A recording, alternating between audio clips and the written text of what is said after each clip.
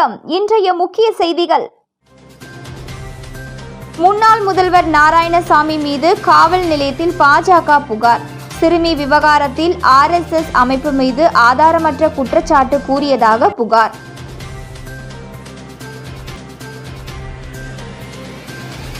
பாஜகவின் இந்துத்துவா அரசியல் எடுபடாது. CAA சட்டம் அமல் குறித்து முன்னாள் முதல்வர் நாராயணசாமி கருத்து. இனி விரிவான செய்திகள்.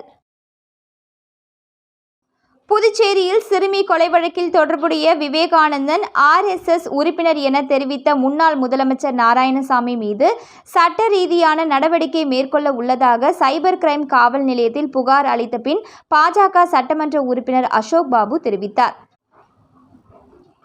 புதுச்சேரியில் சிறுமி படுகொலை செய்யப்பட்ட சம்பவத்தில் தொடர்புடைய விவேகானந்தன் மற்றும் கருணாஸ் ஆகிய இருவரும் சிறையில் அடைக்கப்பட்டனர். இதனிடையே சிறையில் உள்ள விவேகானந்தன் RSS அமைப்பை சேர்ந்தவர் என சிலர் சமூக வலைதளத்தில் பதிவிட்டு இருந்த நிலையில் RSS குறித்து ஆதாரமற்ற குற்றச்சாட்டுகளை சமூக வலைதளத்தில் பதிவு செய்தவர்கள் மீது நடவடிக்கை எடுக்க கோரி சட்டமன்ற உறுப்பினர் அசோக் பாபு, பாஜக மாநில பொதுச் செயலாளர் மோகன்குமார் உள்ளிட்ட பாஜக வழக்கறிஞர் பிரிவினர் கோரிமேடு பகுதியில் உள்ள சைபர் கிரைம் அலுவலகத்தில் காவல் கண்காணிப்பாளர் பாஸ்கரனிடம் புகார் அளித்தனர். தொடர்ந்து செய்தியாளர்களிடம் பேசிய சட்டமன்ற உறுப்பினர் அசோக் பாபு, சிறுமி கொலை வழக்கில் தொடர்புடைய விவேகானந்தனுக்கும் RSS அமைப்புக்கும் எந்த தொடர்பும் இல்லை எனவும், மேலும் விவேகானந்தன் RSS நிர்வாகி என தெரிவித்துள்ள முன்னாள் முதலமைச்சர் நாராயணசாமி மீது சட்ட ரீதியான நடவடிக்கை எடுக்கப்படும் என தெரிவித்த அவர், தேர்தல் நேரத்தில் இதுபோன்ற தேவையில்லாத குற்றச்சாட்டுகளை எதிர்க்கட்சிகள் தெரிவிப்பதாகவும் அவர் தெரிவித்தார். முன்னாள் முதல்வர் நாராயணசாமி அவர்களும் இது சம்பந்தமாக அந்த குற்றத்தில் ஈடுபட்ட விவேகானந்தன் அவர்களை RSSகார் என்று கூறியிருக்கிறார். அவருக்கும் RSSக்கும் எந்த சம்பந்தமும் இல்லை. இது சம்பந்தமாக எங்களுடைய மாநில தலைவரை நாங்கள் கலந்து ஆலோசித்து முன்னாள் முதல்வர் நாராயணசாமி மீதும் சட்ட ரீதியாக நாங்கள் நடவடிக்கை எடுப்பதற்கு முயற்சி செய்வோம். மேலும் தேர்தல் நெருங்குகின்ற காலத்தில் இன்றைய தினம் நாடு முழுக்க மீண்டும் பாரத பிரதமர் நரேந்திர மோடி அவர்கள் 3வது முறையாக பாரத பிரதமராக வர இருக்கிறார் என்ற ஒரு நிலைப்பாடு இன்றைக்கு இருந்து கொண்டிருக்கிறது. அதற்கு களங்கம் விளைவிக்க வேண்டும் என்ற ஒரே நோக்கத்தோடு எதிர்க்கட்சிகள் இந்த மாதிரி ஒரு ஃபேக் ஐடியில் வச்சுக்கின்னு இந்த மாதிரி செய்தியெல்லாம் இன்றைக்கி வெளியிட்டுக்கிட்டு இருக்காங்க. இதெல்லாம் நாங்கள் தடுத்து சட்ட ரீதியாக நடவடிக்கை எடுப்போம் என்பதை தெரிவித்துக் கொள்கிறோம்.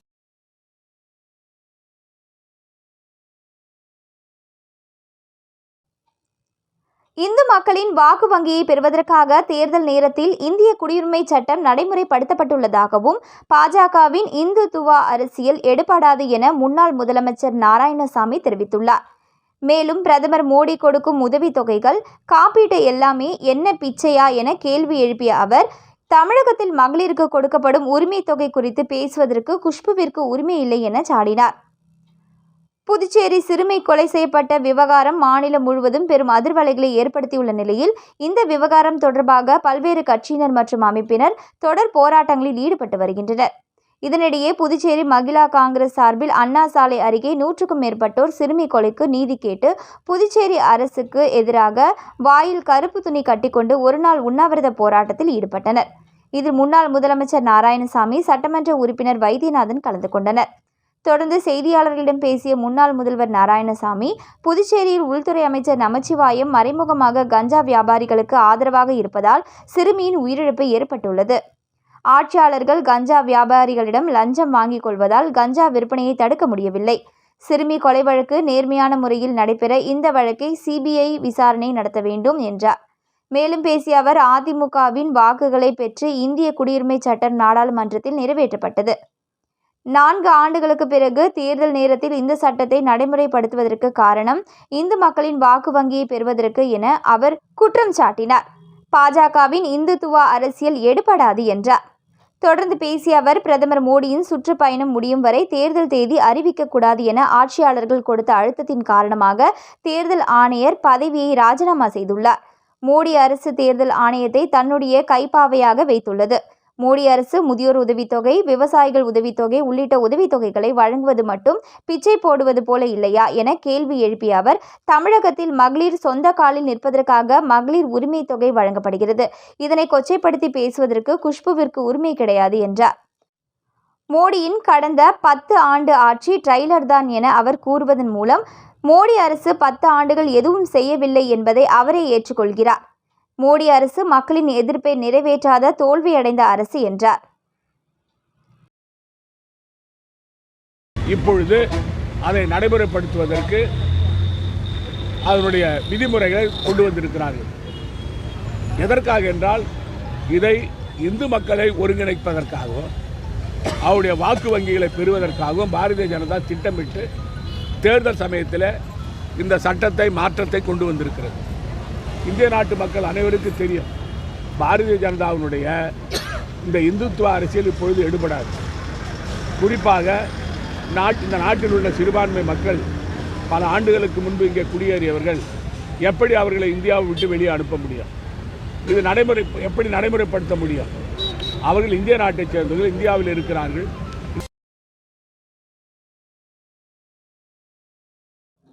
புதுச்சேரியில் ஆள் மாறாட்டம் செய்து பிரான்ஸ் நாட்டிற்கு சென்றவருக்கு 4 ஆண்டுகள் சிறை தண்டனை விதித்து நீதிமன்றம் தீர்ப்பளித்தது.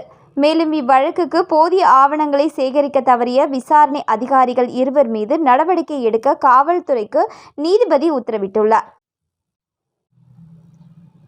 புதுச்சேரியை சேர்ந்தவர் நாதமுனி. இவர் பிரெஞ்சு குடியுரிமை பெற்றவர். இவரது மகன் இளங்கோவன் தனக்கு பிரெஞ்சு குடியுரிமை தேவை என்பதற்காக 2010ஆம் ஆண்டு பிரெஞ்சு தூதரகத்திற்கு சென்று விண்ணப்பித்தார். அப்பொழுது அவரது பெயரில் ஏற்கனவே ஒருவர் பிரான்சுக்கு சென்று இருப்பதாக கூறப்பட்டது. இதனை அடுத்து தனது பெயரில் ஆள்மாறாட்டம் செய்து பிரான்ஸ் நாட்டிற்கு சென்றவர் மீது நடவடிக்கை எடுக்க வேண்டும் என சிபிசிஐடி காவல் நிலையத்தில் அவர் புகார் அளித்துள்ளார். இந்த நிலையில் இளங்கோவன் என்ற பெயரில் பிரான்சுக்கு சென்றவர் புதுச்சேரிக்கு 2023இல் திரும்பி வந்தது என பிரெஞ்சு தூதரகம் தகவல் தெரிவித்தது. இதனைத் தொடர்ந்து அவரை சிபிசிஐடி போலீசார் பிடித்து விசாரித்தனர். அவரது ஆவணங்களை சோதனை செய்ததில் ஆள்மாறாட்டம் செய்து பிரான்சுக்கு சென்றது கோவிந்தசாலை அய்யனார் என்பது தெரியவந்தது. ஆள்மாறாட்டம் செய்து தனது மனைவி மற்றும் குடும்பத்துடன் பிரான்சுக்கு சென்று அங்கு மனைவியை விவாகரத்து செய்துவிட்டு வேறொரு பெண்ணையும் திருமணம் செய்துள்ளார். ஆள்மாறாட்டத்துக்கு தேவையான ஆவணங்களை கொடுத்தது உண்மையான இளங்கோவனின் தந்தை நாதமுனி என்பது தெரியவந்தது. அதற்கு 4 லட்சம் ரூபாய் வாங்கி கொண்டு தனது மகனுடைய ஆவணங்களை அவர் விற்றது தெரியவந்தது. அதன்பின் போலி ஆவணங்களை தயாரித்து பிரான்ஸ் சென்றுள்ளார் என்பது உறுதியானது. இதைத் தொடர்ந்து நாதமுனி அய்யனார், இடைத்தரகர்கள் சாரங்கபாணி, தீனதயாளன் ஆகியோரை சிபிசிஐடி போலீசார் கைது செய்தனர். இந்த சூழலில் நாதமுனி, தீனதயாளன் ஆகியோர் இறந்துவிட்டனர்.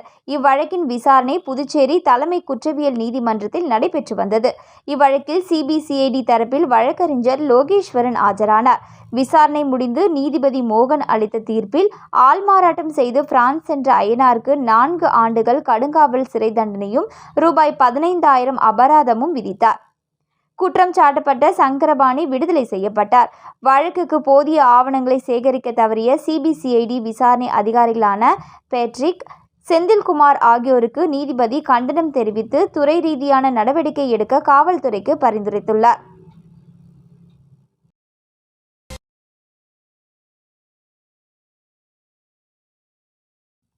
முதல்வர் ரங்கசாமி 25 ஆண்டுகளாக அரசியல் பணிகளுக்காக பயன்படுத்தி வந்த புதுப்பிக்கப்பட்ட தனது பைக்கை பிரியமுடன் ஆசையாக அதனை தொட்டு பார்த்து ரசித்த வீடியோ வைரலாகி வருகின்றது.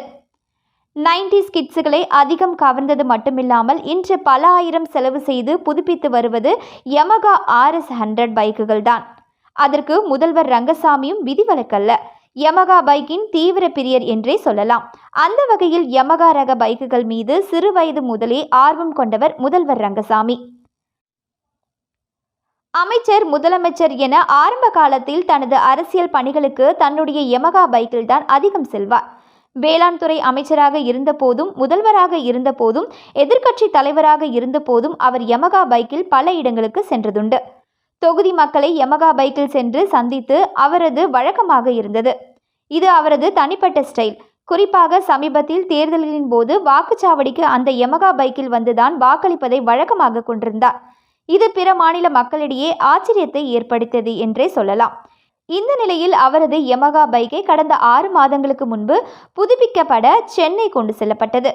PY01F 3966 என்கிற எண் கொண்ட அந்த பைக் சர்வீஸ் முடிந்து முதல்வரின் வீட்டுக்கு கொண்டு வந்து இறக்கப்பட்டது. தகவலறிந்து வெளியே வந்து பார்த்த ரங்கசாமி புத்தம் புது பொலிவுடன் காணப்பட்ட தனது பைக்கை ஆசையுடன் தொட்டு பார்த்து பிரியமுடன் ரசித்தார். எளிமையான முதல்வர் என எல்லோராலும் பாராட்டப்படும் ரங்கசாமி வரும் மக்களவைத் தேர்தலின் போது வாக்களிக்க இந்த பைக்கில்தான் வாக்குச்சாவடிக்கு வருவார். தனது பிரியமான பைக்கை தொட்டு பார்த்து அகமகிழ்ந்து மலரும் நினைவுகளை சற்று நிமிடம் அசை போட்ட முதல்வர் ரங்கசாமியின் இந்த வீடியோ புதுச்சேரியில் வைரலாகி வருகிறது.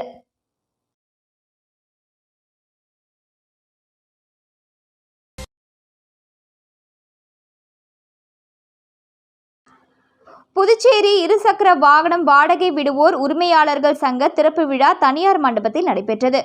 புதுச்சேரி இருசக்கர வாகனம் வாடகை விடுவோர் உரிமையாளர்கள் சங்க திறப்பு விழா மகாத்மா காந்தி வீதியில் உள்ள தனியார் மண்டபத்தில் நடைபெற்றது. இதில் சிறப்பு விருந்தினராக சட்டமன்ற உறுப்பினர்கள் நேரு, அனிபால் கென்னடி ஆகியோர் கலந்து கொண்டு சங்க பெயர் பலகையை திறந்து வைத்தனர். விழாவில் சங்க நிர்வாகிகள் பலர் கலந்து கொண்டனர்.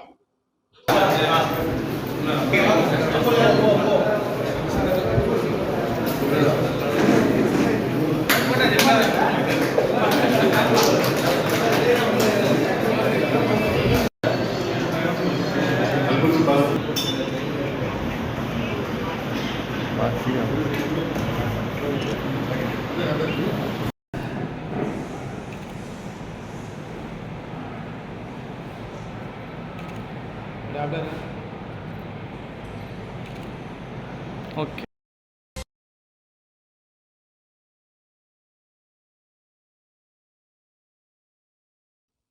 புதுச்சேரியில் வரும் 31ஆம் தேதியுடன் விமான சேவை முற்றிலுமாக நிறுத்தப்படும் என ஸ்பைஸ் ஜெட் நிறுவனம் அறிவித்திருந்த நிலையில் விமான சேவையை தொடர நடவடிக்கை எடுக்க கோரி மத்திய உள்நாட்டு விமான போக்குவரத்து துறை அமைச்சருக்கு துணைநிலை ஆளுநர் தமிழிசை சவுந்தரராஜன் கடிதம் எழுதியுள்ளார். புதுச்சேரி விமான நிலையத்தில் விமான சேவை தொடர்ந்து நடைபெற வேண்டியது தொடர்பாக மத்திய உள்நாட்டு விமான போக்குவரத்து துறை அமைச்சருக்கு துணைநிலை ஆளுநர் தமிழிசை சவுந்தரராஜன் கடிதம் எழுதியுள்ளார். அதில் புதுச்சேரி விமான நிலையத்தில் விமான சேவை ரத்து செய்யப்பட்டு இருப்பதை தங்கள் கவனத்திற்கு கொண்டு வருகிறேன். இது புதுச்சேரியின் பொருளாதார மற்றும் சுற்றுலா வளர்ச்சியை வெகுவாக பாதிக்கும். புதுச்சேரியிலிருந்து ஹைதராபாத் மற்றும் பெங்களூருக்கு ஸ்பைஸ் ஜெட் என்ற ஒரு நிறுவனம் மட்டுமே விமானங்களை இயக்கிக் கொண்டிருந்தது. நிர்வாக மற்றும் நடைமுறை காரணங்களுக்காக வரும் 31ஆம் தேதி மார்ச் 2024 முதல் விமான சேவை முற்றிலுமாக நிறுத்துவது என்று முடிவெடுத்தது. அண்மையில் தகவல் ஒன்றை அந்த நிறுவனம் வெளியிட்டிருந்தது. புதுச்சேரிக்கான விமான சேவை நிறுத்தப்பட்டால் சமூக பொருளாதார செயல்பாட்டில் அது பெரிய அளவிலான பின்னடைவை ஏற்படுத்தும். விமான சேவை என்பது அந்த பகுதிக்கான தொடர்புகளை ஏற்படுத்தி சமூக பொருளாதார வளர்ச்சிக்கும் சுகாதார மேம்பாட்டிற்கும் கல்வி வாய்ப்புகளுக்கும் சுற்றுலா விரிவாக்கத்திற்கும் உதவியாக இருக்கும் என்பது தங்களுக்கு தெரிந்ததே. விமான சேவை நிறுத்தப்பட்டால் அது புதுச்சேரியின் பொருளாதார வளர்ச்சியில் தாக்கத்தை ஏற்படுத்துவதோடு மட்டுமில்லாமல் தற்போது ஏற்பட்டு கொண்டிருக்கும் வளர்ச்சியையும் பாதிக்கும். ஸ்பைஸ் ஜெட் நிறுவனத்தின் மூலமாக விமான சேவை தொடர்ந்து நடைபெறுவதற்கான சாத்தியக்கூறுகளை ஆராய இந்திய விமான சேவைகள் ஆணையத்தின் மண்டல மற்றும் தலைமையகத்தோடு இணைந்து முயற்சிகள் மேற்கொள்ளப்பட்டு வருகின்றது. அது மட்டுமில்லாமல் புதுச்சேரியின் பொருளாதார வளர்ச்சியை துரிதப்படுத்தும் நோக்கில் புதுச்சேரி திருப்பதி, புதுச்சேரி திருவனந்தபுரம் இடையிலான புதிய விமான சேவைகளை தொடங்கவும் முயற்சிகள் எடுக்கப்பட்டு வருகிறது. இந்த பகுதியின் வளர்ச்சிக்கு போதிய முக்கியத்துவம் அளித்து ஸ்பைஸ் ஜெட் நிறுவனம் புதுச்சேரி விமான நிலையத்தில் மீண்டும் தனது விமான சேவை தொடங்குவதற்கும், மேலும் இண்டிகா, அலையன்ஸ் ஏர் போன்ற விமான நிறுவனங்கள் தங்களது புதிய சேவைகளை தொடங்குவதற்கான சாத்தியக்கூறுகளை ஏற்படுத்தவும் தாங்கள் உதவ வேண்டும். இந்த பகுதி மக்களின் பொருளாதார வளர்ச்சி, வேலை வாய்ப்புகள் மற்றும் சுற்றுலா மேம்பாடு ஆகியவற்றை ஏற்படுத்தி தரும் வகையில் தாங்கள் உறுதுணையாக இருக்க வேண்டும் என்று கேட்டுக்கொள்கிறேன் என்று குறிப்பிட்டுள்ளார்.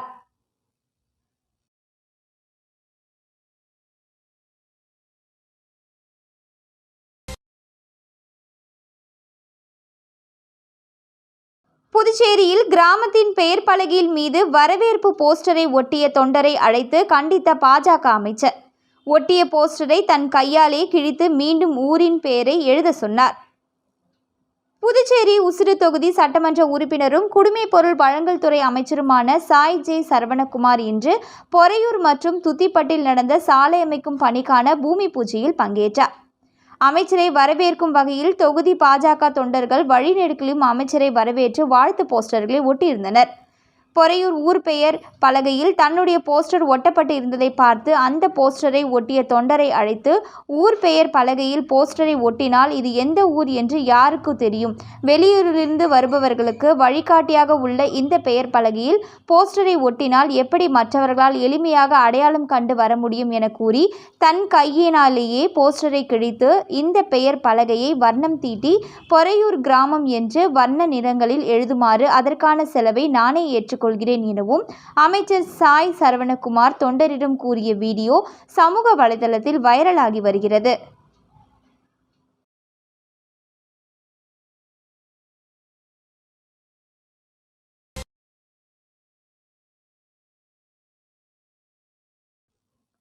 புதுச்சேரியில் சிறுமி கொலை செய்யப்பட்ட வழக்கில் 2 கொலையாளிகள் சிறையில் உள்ள நிலையில் அவர்களிடம் சிறப்பு விசாரணை குழுவினர் சிறைக்கு சென்று அரை மணி நேரத்திற்கு மேலாக விசாரணை நடத்தி அவர்களின் கைரேகைகள் மற்றும் இரத்த மாதிரிகளை சேகரித்து சென்றனர். புதுச்சேரி முத்தியால்பேட்டை பகுதியைச் சேர்ந்த 9 வயது சிறுமி கடந்த 2ஆம் தேதியன்று கடத்தப்பட்டு கொலை செய்யப்பட்டார். அவரது உடலானது 5ஆம் தேதியன்று அதே பகுதியில் உள்ள வாய்க்காலில் இருந்து போலீசார் மீட்டு ஜிப்மர் மருத்துவமனைக்கு பிரேத பரிசோதனைக்கு அனுப்பினர். இக்கொலை வழக்கில் முதியவர் விவேகானந்தா, வாலிபர் கருணாஸ் ஆகிய 2வரை போலீசார் கைது செய்து சிறையில் அடைத்தனர். மேலும் இவ்வழக்கை முத்தியால்பேட்டை போலீசார் சரியாக கையாளவில்லை என பொதுமக்கள் குற்றம் சாட்டிய நிலையில் அக்காவல் நிலையத்தில் பணிபுரிந்த ஆய்வாளர் உட்பட 24 காவலர்களை புதுச்சேரி தலைமை காவலகம் அதிரடியாக இடமாற்றம் செய்து உத்தரவிட்டது.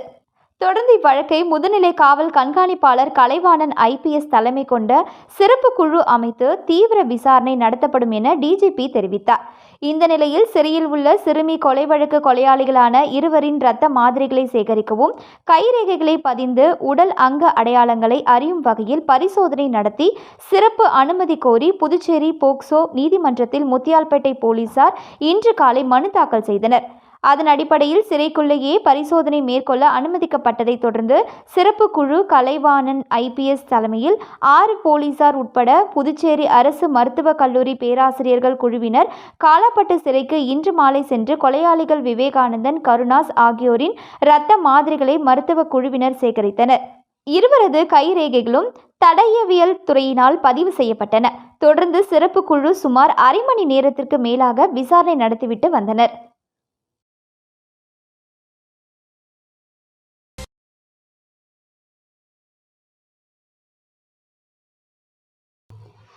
வில்லியனூர் தொகுதியில் ரூபாய் 68 லட்சம் மதிப்பில் வளர்ச்சிப் பணிகளை எதிர்க்கட்சித் தலைவர் சிவா தொடங்கி வைத்தார்.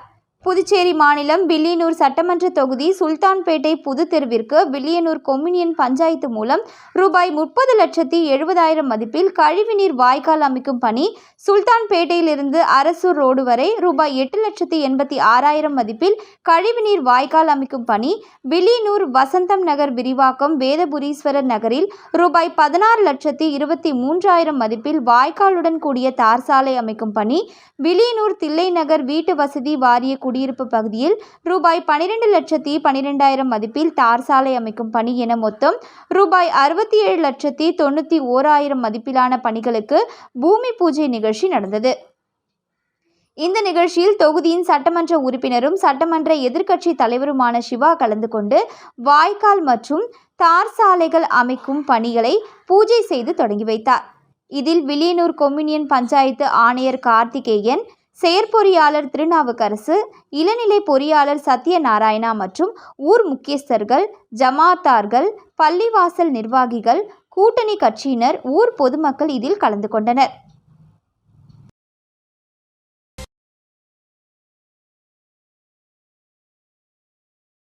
புதுச்சேரி சட்டப்பேரவையை சுற்றி பார்க்க வந்த அரசு ஆரம்ப பள்ளி மாணவர்களுக்கு முதலமைச்சர் ரங்கசாமி இனிப்புகளை வழங்கி வாழ்த்தினார். புதுச்சேரி திருபுவனை பகுதியில் அரசு ஆரம்ப பள்ளி உள்ளது. இப்பள்ளியில் 1 முதல் 5ஆம் வகுப்பு வரை 70 மாணவர்கள் படித்து வரும் நிலையில் இன்று பள்ளியின் தலைமை ஆசிரியர் சரவணன் தலைமையில் பள்ளி மாணவர்கள் கல்வி சுற்றுலா சென்றனர்.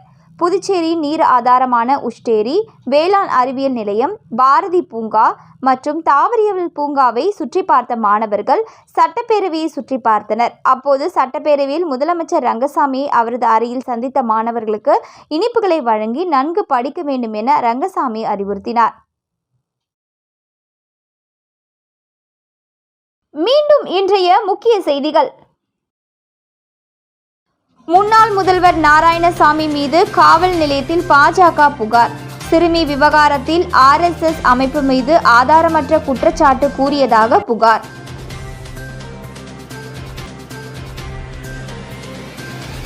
பாஜகவின் இந்துத்துவா அரசியல் எடுபடாது.